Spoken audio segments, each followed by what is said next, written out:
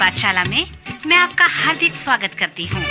प्रिय श्रोता, परमेश्वर का वचन जीवित, पवित्र एवं सामर्थी है। आशा है कि आज के वचन से आपको आत्मिक लाभ होगा। तो लीजिए प्रस्तुत है ये संदेश।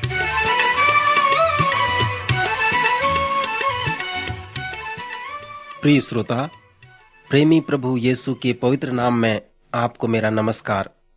वेद पाठशाला की अगली कक्षा में आपका स्वागत है। हाल ही में नए नियम के 27 पुस्तकों का सर्वेक्षण हम प्रारंभ किए हैं और सबसे पहले चारों सुसमाचार को हमने देखा।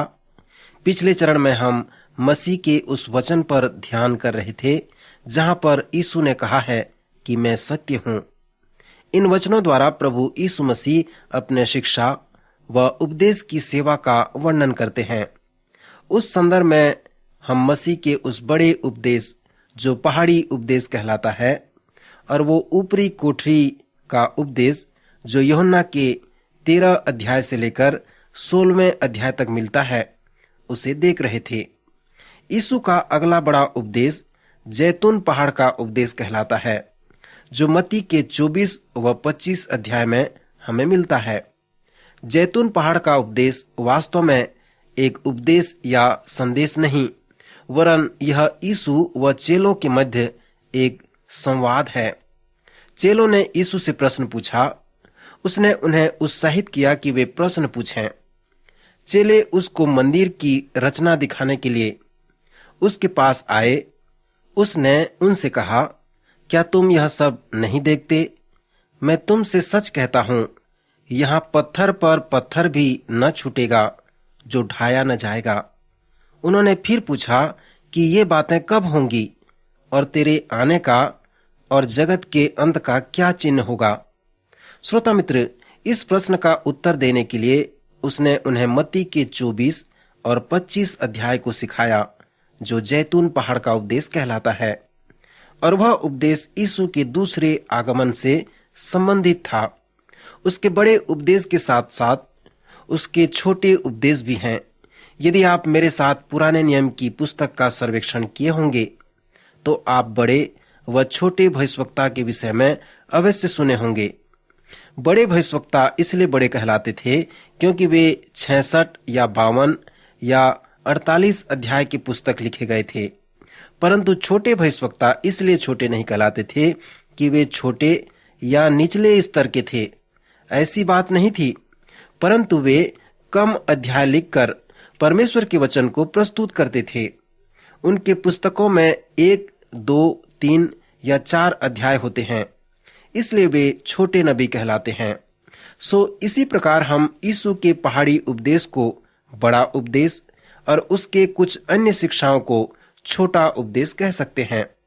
यीशु के कुछ महान उपदेश हैं जो कम बातों में बताए गए हैं, जैसे उसका दृष्टांत, उसका रूपक कथा, उसका उपमा। कुछ महत्वपूर्ण बातें तो वह एक ही पद या एक कथन में भी प्रस्तुत किया है। उसके संवाद में ही अच्छी अच्छी बातें हम देख सकते हैं, जैसे कि ऊपरी कोठरी का उपदेश यीशु व चेलों के मध्य एक संवाद था। जब आप यूहन्ना के 13 से 16 अध्याय को पढ़ते हैं तो ध्यान करें कि वे जो मेज पर की चारों ओर बैठे थे उससे प्रश्न पूछते थे। कभी कभी यीशु का संवाद शत्रुतापूर्ण होती थी। कभी कभी वो संवाद के समय ये कहता था कि तुम में से एक है जो मुझे पकड़वाएगा। कभी कभी वो संवाद के समय उनके प्रश्नों के उत्तर देते समय कुछ भी संदर्भ हो, वह उसी संदर्भ में उपदेश दे दिया करता था। इस संसार में यीशु के जैसा और कोई गुरु नहीं था।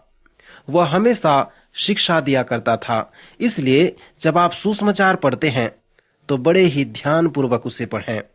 संक्षिप्त में यही है वो कार्य जिसे यीशु इस पृथ्वी पर पूरा करना चाहता था। वे इस प्रकार हैं कि छुटकारे का कार्य, नए जन्म का कार्य और उसके प्रकाशन का कार्य या उसके शिक्षा देने का कार्य। श्रोता मित्र, यीशु के ये तीनों कार्यों से आप उसके सेवकाई को समझ सकते हैं। सुसमाचारों को पढ़ें और उन कार्यों को देखें जिन्हें यीशु पूरा करना चाहता था। जैसे आप यीशु के शिक्षाओं का अवलोकन करते हैं तो उसके महत्व प्रणाली को देखें। हम सबके पास एक महत्व प्रणाली या महत्व पद्धति होता है। शब्दकोश के अनुसार महत्व का जो अर्थ है कि किसी वस्तु की विशेषता या उसका गुण हमारे द्वारा निर्धारित किया जाता है कि उसकी उपयोगिता कम है या अधिक है। सो यीशु के पास भी एक महत्वपूर्ण विशेषता है। उसने अपनी शिक्षा, अपने कार्य व उपदेश के द्वारा हमें दिखाया है कि उसके पास महत्व है। प्रभु यीशु की शिक्षा में एक शब्द है जो बहुत महत्वपूर्ण है। वो है अपने पापों को मानना या उसे स्वीकार कर लेना। ग्रीक भाषा में भी इसका एक शब्द है जिसे होमोलेगो कहते हैं, जिसका अर्थ है अपने पापों का स्वीकार कर लेना। अंग्रेजी में इसे कॉन्फेस कहते हैं। श्रोता, इसका अर्थ ये नहीं है कि परमेश्वर से माफी चाह लेना और फिर पाप करना, परंतु यह परमेश्वर के साथ उसके वचन में सहमत होना है। यदि अपने पापों को मानने का अर्थ परमेश्वर से क्षमा मांगना है तो यह ठीक से कार्यान्वित नहीं होगा, क्योंकि जब पवित्र शास्त्र कहता है यीशु के पास अपने पापों से मन फिराओ, आप कैसे परमेश्वर से क्षमा मांग सकते हैं? यीशु मसीह से क्षमा मांगने का अर्थ है कि उसके सुसमाचार के अनुसार उसके पीछे चलना, उसके वचन की प्रतीति करना, उसके साथ सहमत हो जाना। मैं आपको चुनौती देता हूं कि आप सुसमाचार को पढ़ें और यीशु मसीह से अपने पापों की क्षमा मांगें। स्वतः प्रभु यीशु मसीह के शिक्षा व उपदेश को समझने का यह एक अच्छा तरीका है।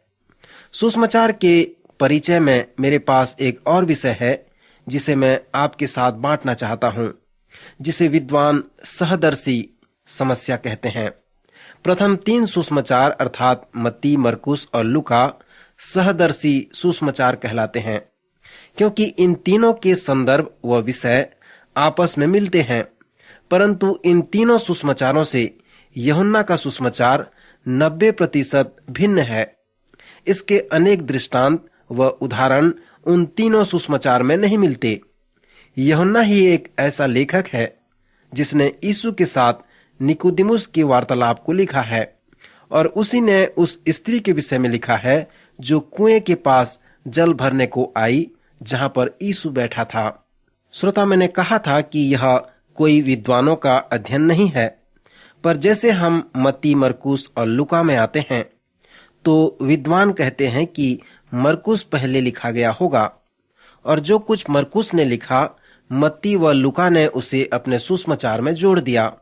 जो कुछ भी मरकुस में पाया जाता है वो मत्ती व लूका में भी पाया जाता है।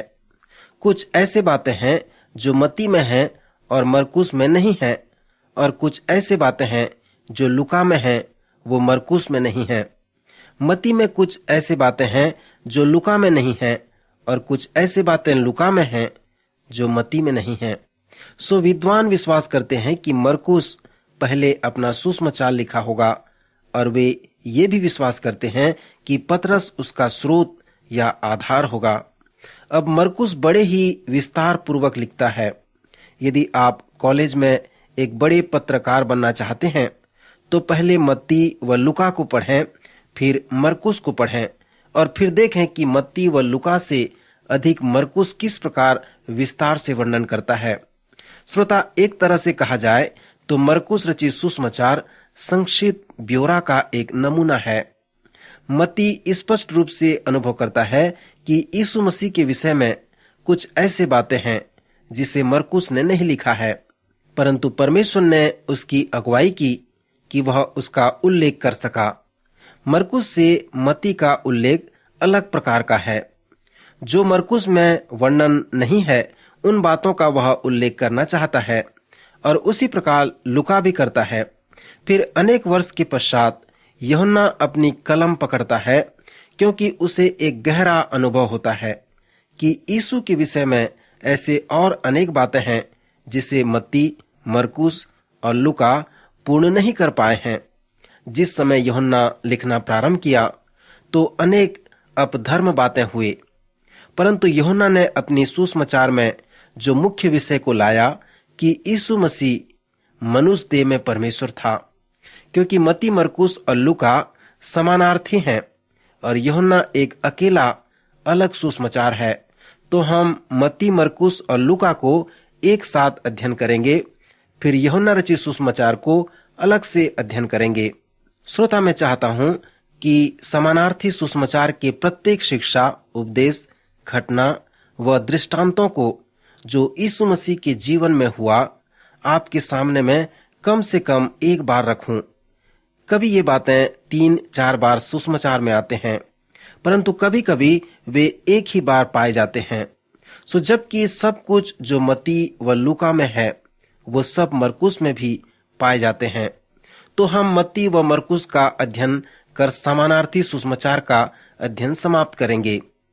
अब हम मत्ती रचित सुसमाचार का अध्ययन प्रारंभ करने जा रहे हैं और इस सुसमाचार का अध्ययन आपको मैं कुछ कार्य देकर प्रारंभ करूंगा। यदि आप मेरे साथ पवित्र शास्त्र का सर्वेक्षण करना चाहेंगे तो मैं आपको चुनौती देता हूं कि इन प्रेरितों के विषय में कार्य अवश्य करें और मैं विश्वास करता हूं कि आप इसके द्वारा व्यक्तिगत आत्मिक आशीषों का अनुभव करने पाएंगे। यद्यपि आप लिखकर इस कार्य को न कर सकें, पर इसे अवश्य पढ़ें। जो कार्य है कि 12 प्रेरित आपको प्रश्न पूछ रहे हैं और आपको उनका उत्तर देना है। ये 12 प्रेरित वे हैं जिनके साथ प्रभु यीशु मसीह 3 वर्ष तक सेवा कार्य किया। जब वह प्रभु से मिला तब वह क्या कर रहा था? जब यीशु से मिला तो वह कैसे परिवर्तित हो गया? जब वह मर गया तब वो क्या कर रहा था? जब उसकी मृत्यु हुई तब वह मनुष्य कहाँ था? यदि आप यह जान सकते हैं उसकी मृत्यु कैसे हुई, आपके विचार से बताएं कि यीशु ने इस विशेष व्यक्ति को चेला होने के लिए क्यों चुन लिया। श्रोता मित्र, यदि आप इन 6 प्रश्नों के उत्तर दें जो प्रेरितों के विषय में है, तो आप आत्मिक आशीषों का वर्णन करने पाएंगे। जैसे आप ये देखेंगे कि यीशु के जीवन को देखकर उन 12 का जीवन कैसे परिवर्तित हो गया, तो आप ये भी जानने पाएंगे कि हमारा जीवन कैसा होना चाहिए। फिर से कहना चाहूंगा कि जैसे आप नए नियम को पढ़ते हैं तो इस आशय से पढ़ें कि क्या मेरा नया जन्म हुआ है, क्या मेरा जीवन परिवर्तित हुआ है, क्या परमेश्वर के साथ मेरा मेल मिलाप हुआ है। जैसे मैं यीशु के जीवन व शिक्षा को समझता हूं तो वह मेरे लिए क्या अर्थ रखता है। यदि अभी तक आपको इसका अनुभव नहीं है तो उस पर विश्वास करें और उसके विश्वास में आगे बढ़ें। प्रभु आज के वचन द्वारा आपको आशीष दे, आपकी सहायता करे। अभी आप सुन रहे थे कार्यक्रम वेद पाठशाला। श्रोता, हमें विश्वास है कि इस कार्यक्रम के द्वारा आपको आशीष मिली है।